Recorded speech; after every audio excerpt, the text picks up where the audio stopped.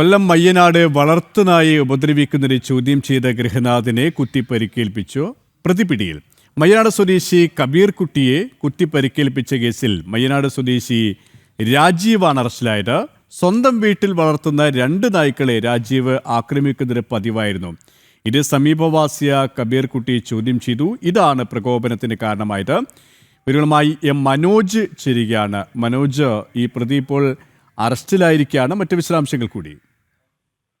കഴിഞ്ഞ ദിവസമാണ് ഈ സംഭവം ഉണ്ടാകുന്നത്. അതായത് ഒരു മദ്യപാനിയായിട്ടുള്ള ആളാണ് ഈ രാജീവ് എന്ന് പറയുന്നത്. ഈ രാജീവ് 2 നായ്ക്കളെ വീട്ടിൽ വളർത്തുന്നുണ്ട്. ഇതിനെ സ്ഥിരം ഉപദ്രവിക്കുന്നത് പതിവാണ്. ഇന്നലെ ഇതിനെ ഈ കാര്യം ചോദ്യം ചെയ്തുകൊണ്ട് സമീപവാസിയായിട്ടുള്ള കബീർകുട്ടി എത്തി എന്നുള്ളതാണ്. ഈ ചോദ്യം ചെയ്ത കബീർകുട്ടിയുടെ വീട്ടിലേക്ക് ഈ രാജീവ് എത്തുകയും അവിടെ ഉണ്ടായിരുന്ന സ്ത്രീകളെ അടക്കം ആക്രമിക്കുകയും ചെയ്തു. ഇതിനെതിരെയാണ് കൊട്ടിയം പോലീസിൽ പരാതി നൽകിയിട്ടുള്ളത്. ഈ രാജീവ് ആക്രമിക്കുന്നതിന്റെ ദൃശ്യങ്ങളടക്കം ഇപ്പോൾ നമുക്ക് ലഭിച്ചിട്ടുണ്ട്.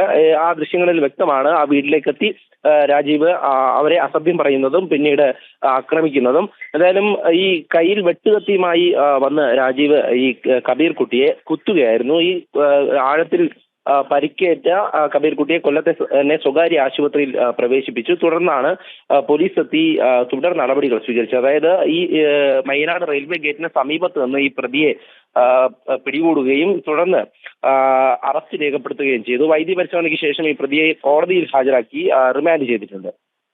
ശരി, കൊല്ലത്ത് നിന്നും മനോജാണ് വിവരങ്ങൾ നൽകിയത്. രാഹുൽ മാങ്കൂട്ടത്തിൽ കേസിലെ അതിജീവൻ